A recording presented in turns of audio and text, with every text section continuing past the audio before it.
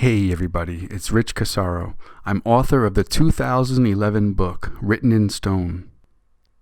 In part 1 of this 3-part video, we saw how the third eye was shared by both the Hindus and the Egyptians, two ancient civilizations that evolved separately, thousands of miles apart. We saw how Egypt's sun symbol, the Aten, shown here on the left, had a dual meaning.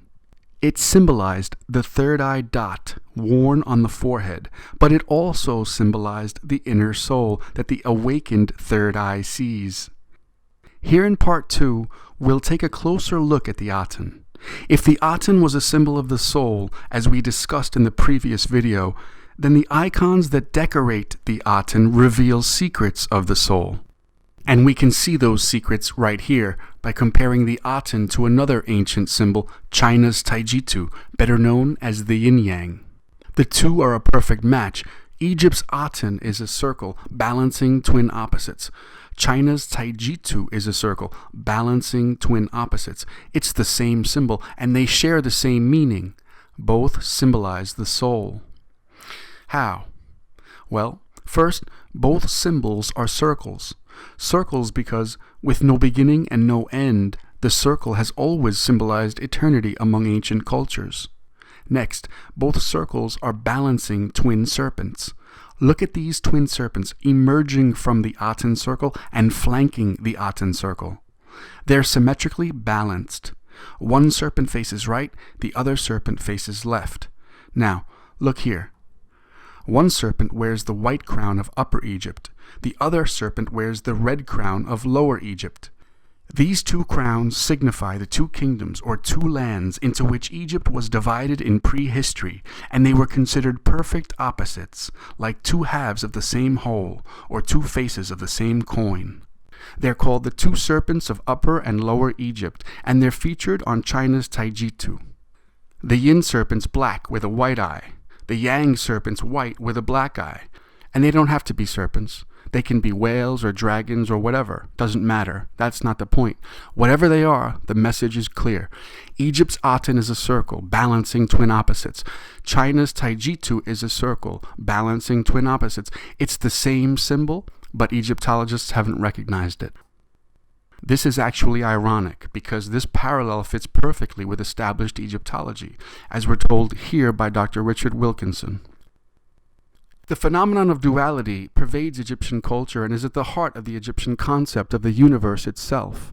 But rather than focusing on the essential differences between the two parts of a given pair, Egyptian thought may stress their complementary nature as a way of expressing the essential unity of existence through the alignment and harmonization of opposites.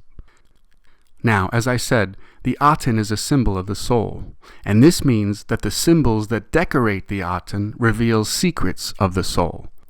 So going back to our last photo, we can see that the twin serpents, which parallel the twins yin and yang of China as we saw a minute ago, and which parallel the twin Ida and Pingala channels of India as we saw in part 1, the twin serpents are explaining one very important power that the soul has, the power of duality. Now, what does that mean? It means we all have the power of duality within us, within our soul. We have the power to manifest duality, and both the Chinese and Egyptians and the Hindus knew it. Think of it like this. The circle of the Aten and the circle of the Taijitu metaphysically symbolize the number 0, non-materiality, the circle of the soul on its own, emptied of matter. The twin serpents on Egypt's Aten and the yin and yang of China's Taijitu show how we have the power within us. Our souls have the power to manifest duality. And that's what life is in this world. We're manifesting our dualities. We're having a dream of ourselves. That's the famous occult way of putting it. And the way we do it is by manipulating those twin dualities inherent in our soul into a material creation. So we are the God. We are the eternal soul, the light. We've made a creation and we've incarnated inside it.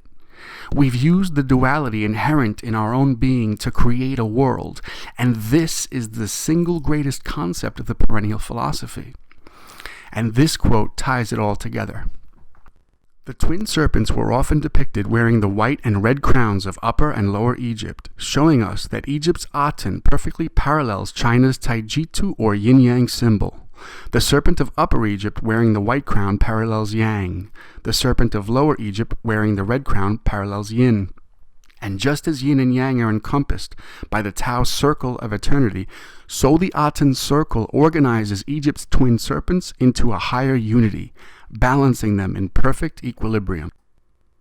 Egypt's Aten circle and China's Taijitu circle both symbolize the soul, and Egypt's twin serpents and China's yin and yang serpents both symbolize the soul's power to manifest duality. Now, to be sure, the Aten and the Taijitu are both three-part symbols, three-in-one symbols, the soul centered between duality. This is why the Egyptians carved the Aten symbol in architecture above the center door of what I call Egypt's triptych temples. This is something else I recognized when I was in Egypt in 1996. There are triptych temples everywhere, and no scholar or Egyptologist or anyone has ever written anything about it. Here are 3 triptych temples. There's one up here. The door in the middle is wider than the 2 doors flanking it. There's a triptych here in the middle. The door in the middle is wider than the 2 doors flanking it. And a triptych here on the bottom. The door in the middle is wider than the 2 doors flanking it.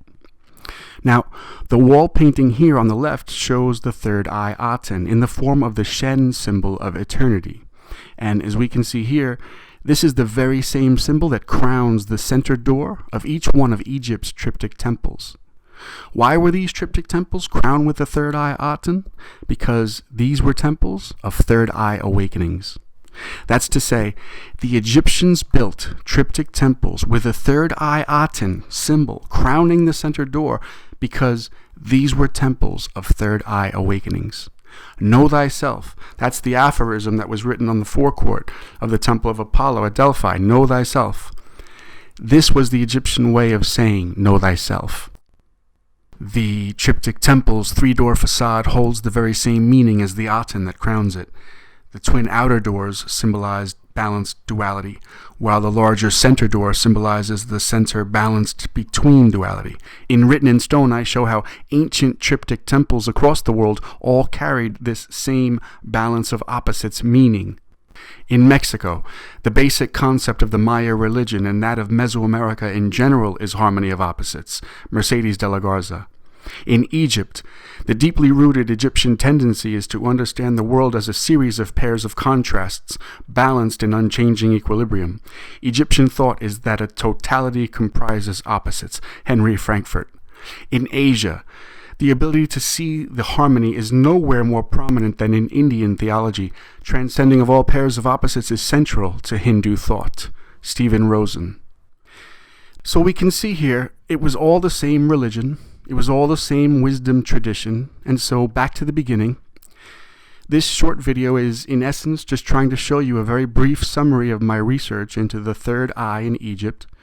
The Egyptian third eye exists, it's very real, and it's a complete parallel to the Hindu third eye. In the next and final video, the third of 3, I'll show you how some human headpots created by the ancient Mississippian culture of North America depict the third eye Aten sun on the forehead, just like the ancient Egyptians. I hope you enjoyed this brief video.